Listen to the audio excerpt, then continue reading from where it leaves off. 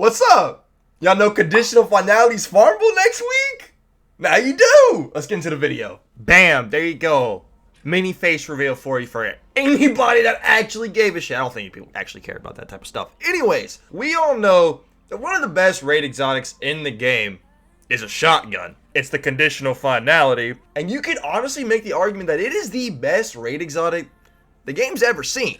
I know some people are going to bring up Divinity, but let's be real here. In a fire team of 6, you know, you're doing a raid, or even the GM for that matter, at max, you're going to have one person rocking Divinity. And to conditional finality's credit, it's a monster in PvP as well, and you don't really use Div in PvP unless you're memeing or trolling, you know what I mean, right? So why am I making this video? Well, I get paid to. But even with Rooted Nightmares being out now for getting close to 8 months, wow, man, dude, time really flies. There are some people out there who are cursed by the RNG gods, still haven't gotten it yet, and or there might be some newer players out there who haven't ran this dungeon, the 6-man dungeon.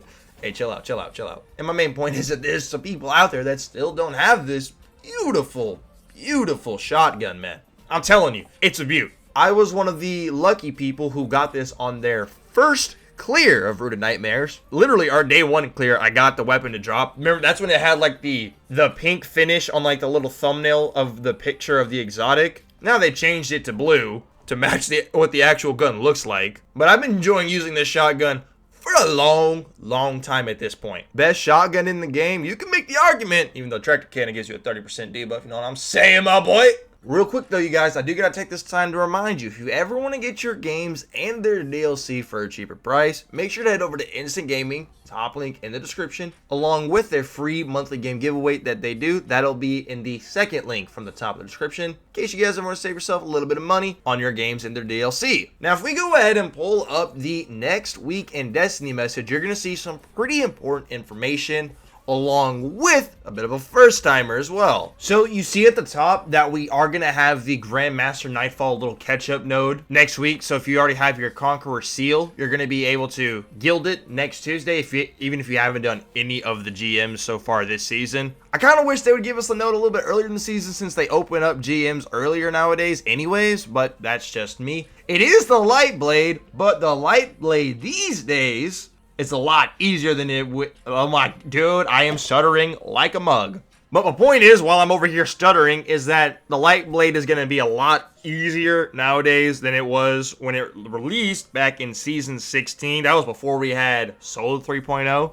the Resilience changes, Arc 3.0, Strand, all the goodies. These days, it's a pretty easy GM, no sweat about it. Now, if we look at the Pinnacle Rotators, you'll see the first timer that I'm talking about. They are actually going to have 2 dungeons be Pinnacle next week. I'm kidding. Obviously, Rooted Nightmares is a raid, but I like to make jokes that it's a dungeon. I think everybody in the community does. Am I right? That's right. All right, cool. Now, this is obviously going to be the first time that Rooted Nightmares is in the Pinnacle Rotator spot for the raids, which means for the first time ever, the conditional finality is going to be farmable. Get yourself a Netherrack checkpoint next week and cook this clown of a Tormentor. Hopefully RNG blesses you and you can get yourself a juicy conditional finality if you haven't gotten one already. Now, of all the final raid bosses that you can farm for your raid exotic, I think we can all agree when I say that Netherrack is the easiest. This dude was getting 1 phase on contest mode. So I don't really think you guys need any tips or tricks on how to bait Netherrack so you can get your runs in quicker, so you can, you know, get as many runs in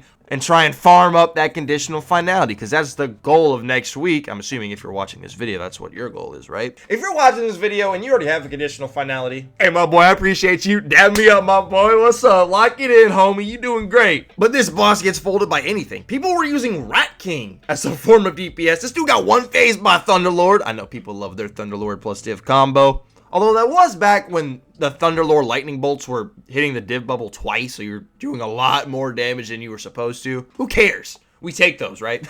But in the era of bait and switch rocket launchers now, we have 2 of them, Cold Comfort and the Apex Predator. This guy gets folded even easier. Oh, on top of that, what mod do we have this season that's really good in the 5th column? Oh, that's right, Monochromatic Maestro, my boy. 10% extra damage on your Apex Predators. Assuming you're on a solar subclass, which you're going to have some warlocks, maybe some hunters, but if you have some Titans, I'm gonna keep it a freaking buck with you, my boy. That Banner of War strand aspect for the Titan is so unbelievably cracked. You can use 6 strand Titans on Banner of War with a 1-2 punch shotgun track cannon, and you can one-face Nezarec with it. Nezarec, the final god of pain, got scissored to death in one phase.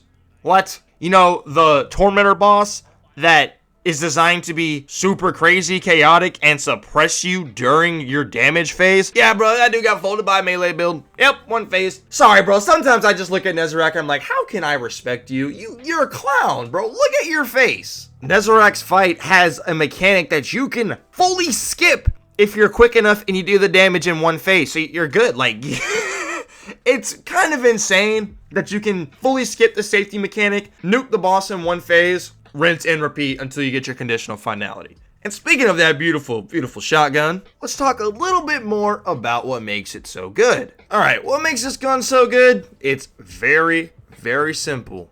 Its main perk, split decision, dual barrel, split into stasis and solar damage. Obviously the first shot is stasis, the second shot is solar. And then you got the juicer, paracausal pellets. Landing nearly all stasis pellets will freeze targets, and then landing nearly all solar pellets will ignite targets. It's a shotgun that can freeze, shatter, and ignite on command. You got utility in that, you got damage in that, you got everything in that paracausal pellets perk. Part of the reason what makes it so good in Crucible as well. It also does have alloy magazines, so you have a faster reload when the magazine is empty, aka when you pull the trigger twice, giving it a bit of nice fluidity to it.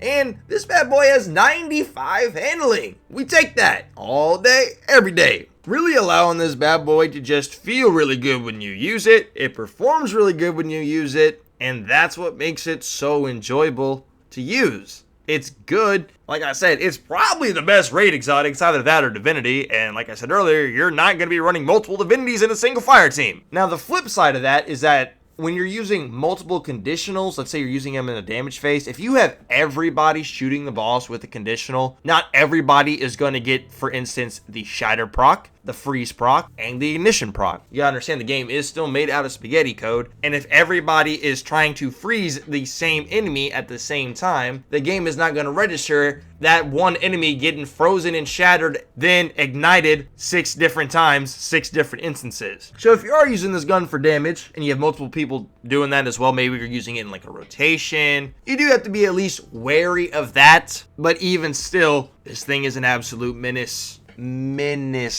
So if you're looking to get your first conditional finality, next week is going to be your best opportunity to go ahead and get one. Ladies and gents, thank you for watching the video. Let me know your thoughts and opinions on the conditional finality down in the comments below. And remember, if you ever want to get your games and their DLC for a cheaper price, you hit up Instant Gaming, top link in the description. Free monthly game giveaway is the second link. You guys be safe, take care, and we'll see you in the next one.